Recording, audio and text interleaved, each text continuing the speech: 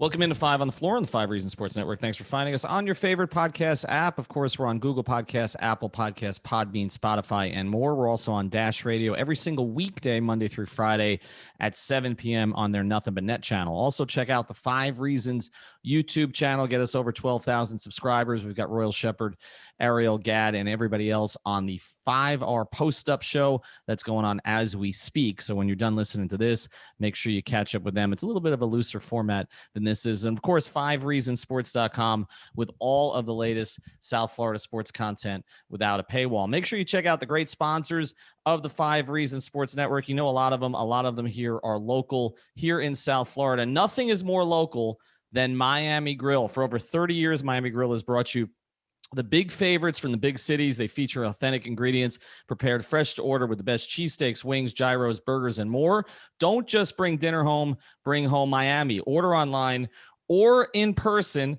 Pick up, drive-through, dine-in, and delivery available at all locations. If you're craving it, they're making it. Make sure you get some Miami Grill on Monday. And now, tonight's episode. 1, 2, 3, 4, 5 on the floor. Welcome to 5 on the Floor, a daily show on the Miami Heat and the NBA featuring Ethan Skolnick with Alex Toledo and Greg Sylvander, part of the 5 Reasons Sports Network. All right, welcome back to 5 on the Floor. Here's tonight's floor plan. I've got Greg Sylvander. I've got Alex Toledo. Again, I'm Ethan Skolnick. You can find us at Greg Sylvander, Tropical Blanket, and at Ethan J. Skolnick, and at 5 Reasons Sports. Well, tonight, the Miami Heat beat the Charlotte Hornets in a game that they had to have. They were dominant in the third quarter. And I will say this just to start here, Greg, as we sort of get to the floor plan, which is to dissect one of the better victories of the season.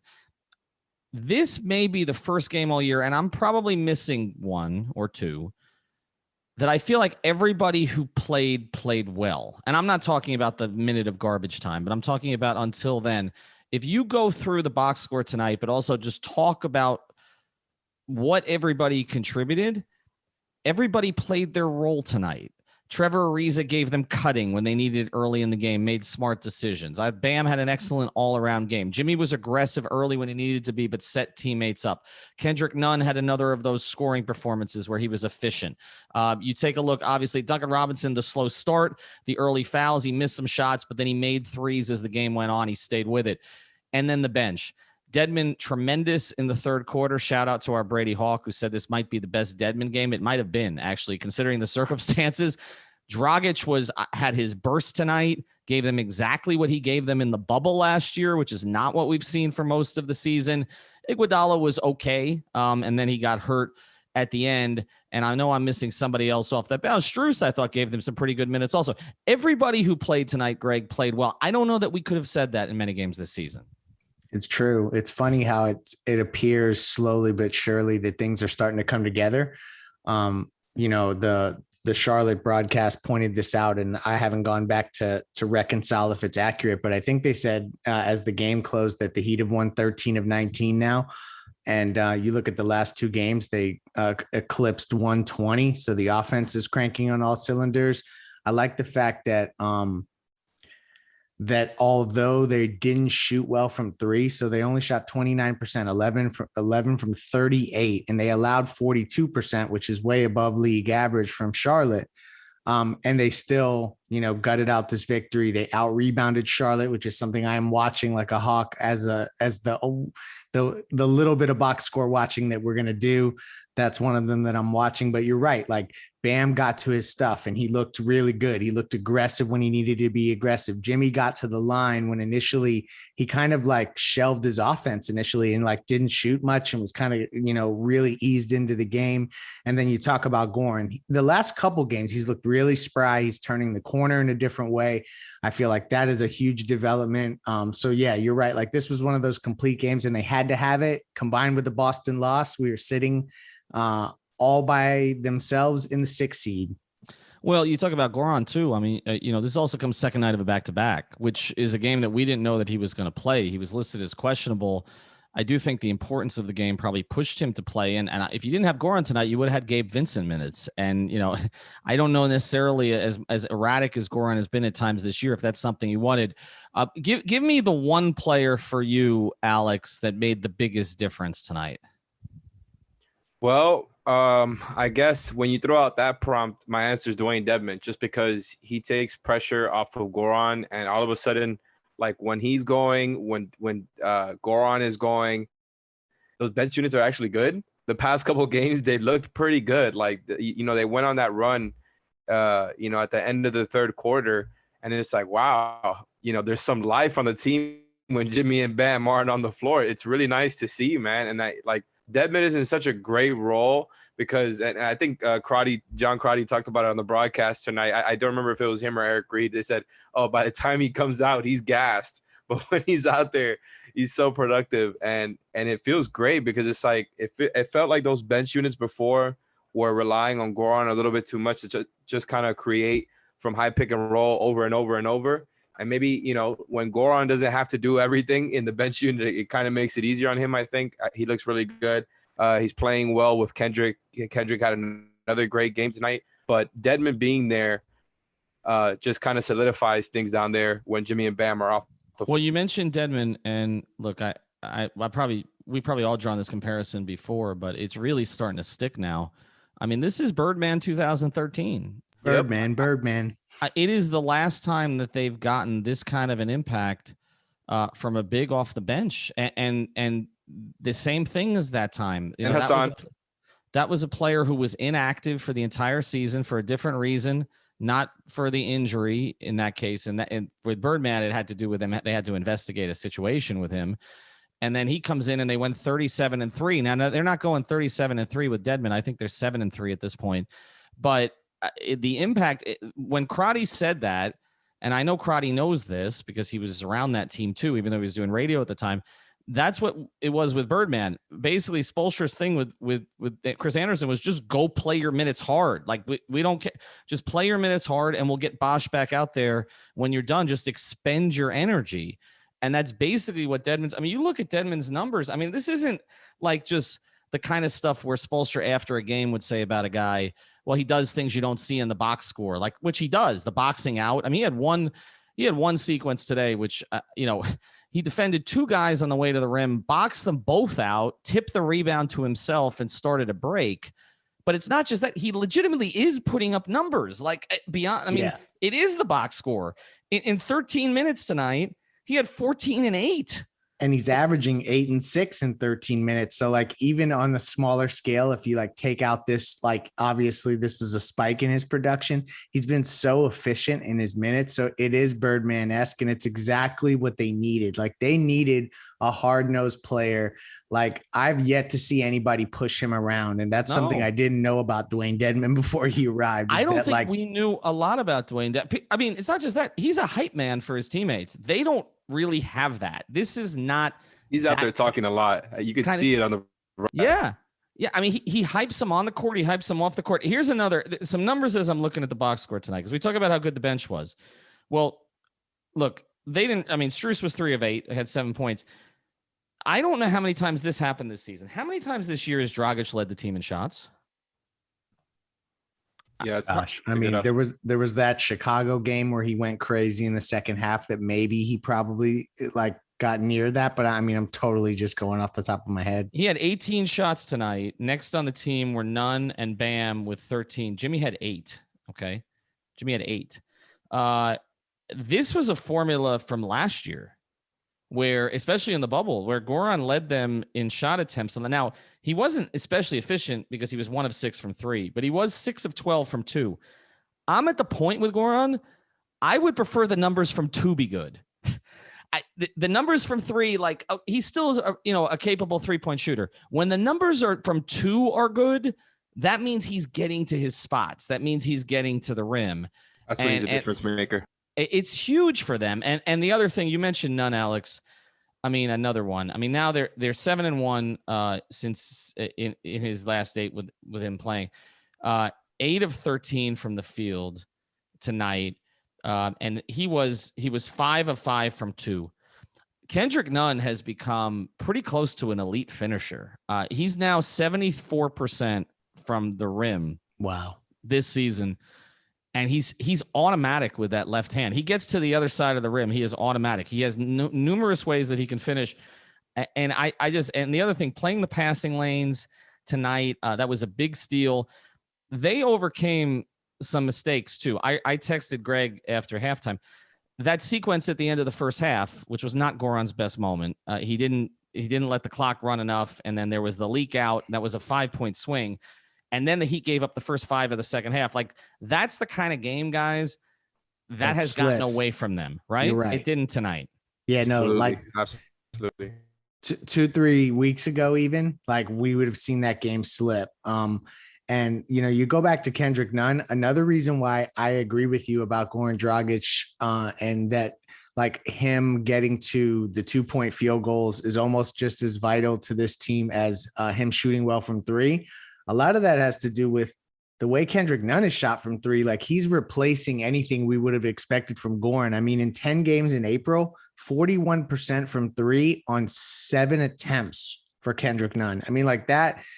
I don't think any of us expected that. I think I saw recently somebody tweeted that he's getting close to the 50, 40, 90. Like, is that yes, he's within range? Yes. That's just mind boggling. I mean, for a player that was shelved for a month. Alex, you mentioned something else I want to dive in a little deeper with you. And then after the break, we're going to project forward.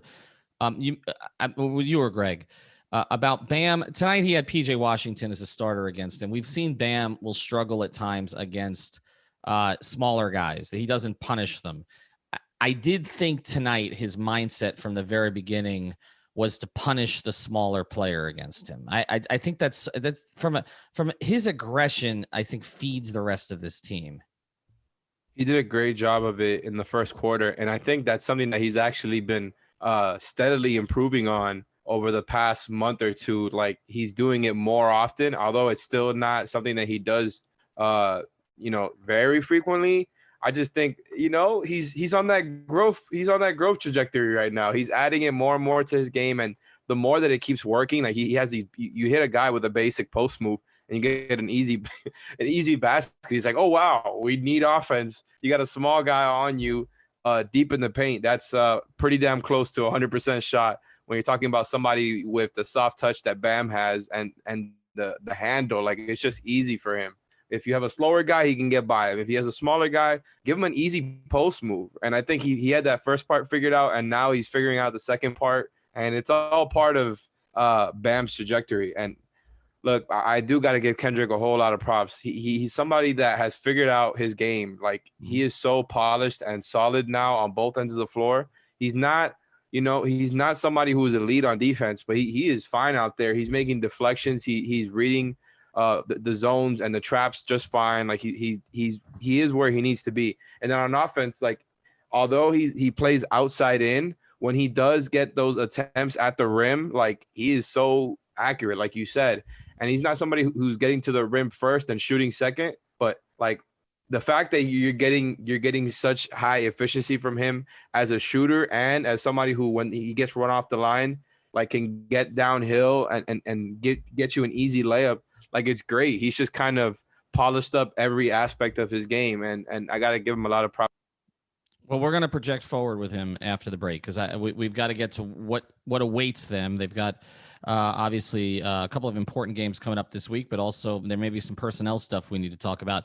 But before we do, I want to tell you about one of the great sponsors of the 5 Reasons Sports Network, our friends over at Seltzer Mayberg, right before the Golden Glades in North Miami. They handle all kinds of law. They can do your real estate law. They can do immigration law. They can handle your divorce. You need a defense attorney. Whatever you need, Seltzer Mayberg can handle it. But beyond that, if you've been hurt in a car accident, we always tell you, reach out to them. They are specialists in slip and falls and in personal injury and all of that kind of stuff. Reach out to the law offices of Seltzer Mayberg. The phone number is 855-5000-LAW. It's 855-5000-LAW, or go to onecalllegal.com. That's ONE calllegal.com. Here's the big thing.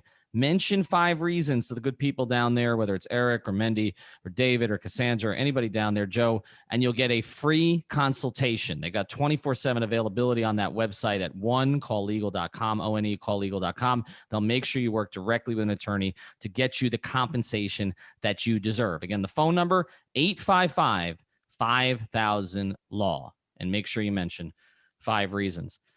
All right, Will, you just came off the best performance in a long, long time in a really critical game. This is not necessarily, I was saying this early on, guys, in this game, not a team you necessarily want to see in a play-in. They got a lot of shooting. They got a lot of guards that they can rotate in. They're kind of unconventional. They reminded me, but then I realized, Greg, you're actually the one that put this in my ear, I think, on a pod. They remind me of that 2003-04 Heat team. They really do. I mean, LaMelo Ball may not be Dwayne Wade, but there's some similarities in terms of the way the team's built, a lot of flexibility, heavy on their guards, on their, and their perimeters to get things done. Not particularly big. That 03-04 team had Brian Grant playing as an undersized center. There's a lot there that you can see. Not a team that you want in a punch-out type game. They are dangerous, no matter what happened tonight. So this is a big win tonight, and beating them. And also, we saw the Knicks. We knew they'd beat Houston, but Boston losing, a couple of Boston's players getting hurt at the end of the game. We'll see how that plays out. A couple of their key guys, but we got to project forward. There are 2 guys that didn't play tonight in what was one of the Heat's better rhythm performances of the season. And where are we now with, Oladipo, let's put to the side for a second. Okay. Because I keep hearing conflicting things about whether he's coming back or not coming back, or whether they even really want him to come back.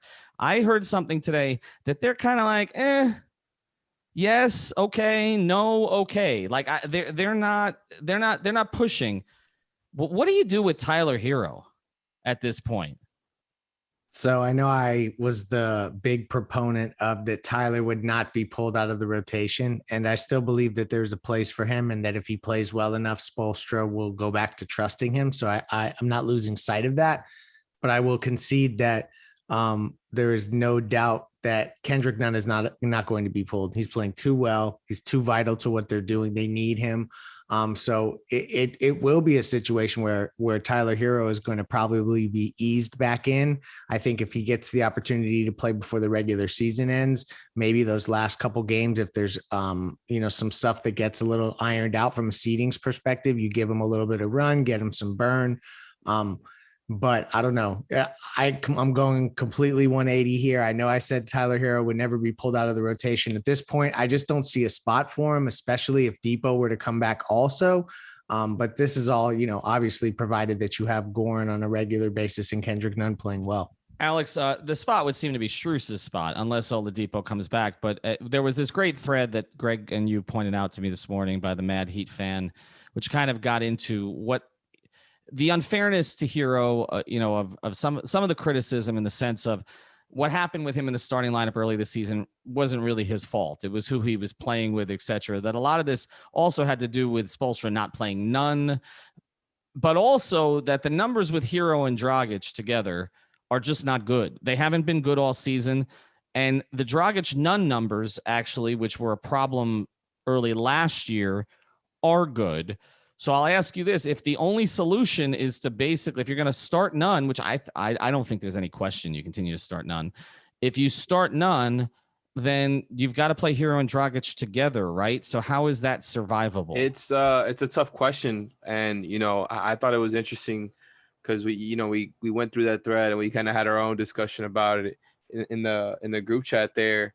And it's interesting because I think you don't have to play them together in the same way that you have the past couple of seasons where they kind of always share the bench units. And although it's been, maybe the stronger bench unit maybe helps Tyler when he comes back to ease him in, like Leif said, but you don't have to necessarily play them that way. You can stagger them a little bit, not, a hard stagger, but you just don't have to play them 100% of the time together. So I just think there's creative ways that they can do it, but it's going to get tough if him and Oladipo come back, just because Tyler needs to be eased in. And I think the honest answer for me is this is the time to maybe rest Goran, man. The playoffs are almost here. They've got like 8 games left. And whenever one of them does come back, I think that's the time where you can start managing Goran's minutes a little bit more, just because he looks good right now. And I think we've learned throughout the season with their ups and downs, like him and Andre need to be managed very carefully. Yeah, and let me throw this at you, and we'll close here after we tell you about Biscayne Bay Brewing, the official beer of the 5 Reasons Sports Network and the Miami Marlins. Make sure you ask for it by name at your local grocer, whether it's Publix, Whole Foods, or any of the local restaurants. They just had a best-selling IPA month at Whole Foods, so it's definitely something that you should check out. Let me just close here and just give me a simple yes or no. Is it possible, if everybody's healthy, and we're not assuming health for Oladipo at this stage, but if everybody's possible, can you have a bench unit that includes Oladipo, Dragic, and Herro with Iguodala and Dedmon? Can you basically roll 5? Because we know Spoelstra doesn't like to roll 10 total. Is it even conceivable that the 3 of them Depot could place the 3 some, or perhaps Herro plays the 3 some? Is that even possible?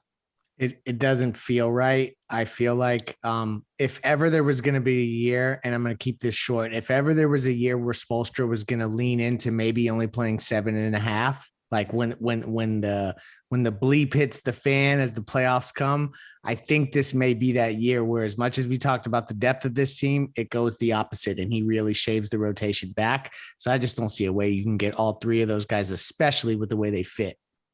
Can you, Alex? Low-key, Ethan, I like this idea. Like, it's not a terrible idea. I think you can try it out. I think Spo likes to have multiple guys who can put the ball on the floor. And I don't think this bench unit is above trying new things like that and just having one extra guy out there. Like we talked about just now, it's not like Tyler and Goran have everything figured out back there as far as shot creation and consistent scoring and production from the bench unit. So just adding Oladipo, and maybe that's how you ease those guys back in, because you're throwing Tyler back in there, but not with a lot of responsibility. So you could just go back to kind of balancing out shooting along with the handling while playing next to Goran and Depot. You know, you got Dedmon down there, and having guys like that. The best part about that bench unit is no pressure on Iguodala to do anything with the ball. Mm-hmm. So it's great. Yeah. I like that idea. You know, I'm not 100% sure it'll work. It's kind of funky, but hey, try it out. I will say this. I never thought we would be at a stage here with 8 games left before the playoffs, where we're talking about their 4 small guards, Nunn, Oladipo, Dragic, and Herro, and we're saying Kendrick Nunn is the guy who has to start and has to play. And it's true. There's no, I mean, they needed shooting so bad. There is no debate, though. There is no debate, and the fact that there is no debate is remarkable, and it's going to make for a hellishly interesting and complicated offseason, which is going to be a lot of fun for us to cover, and not a lot of fun for Pat, Spo, Andy, and Adam, and everybody else in that front office to kind of figure out. All right, we'll be back tomorrow with Floor's Yours. Obviously, Dallas game. We got both Alejandro and Alex will be there. I'll be there as well. So we got full coverage for you going forward. Have a great night. Don't give them the Dion or the JJ contracts. Thank you for listening to the 5 on the Floor on the 5 Reasons Sports Network.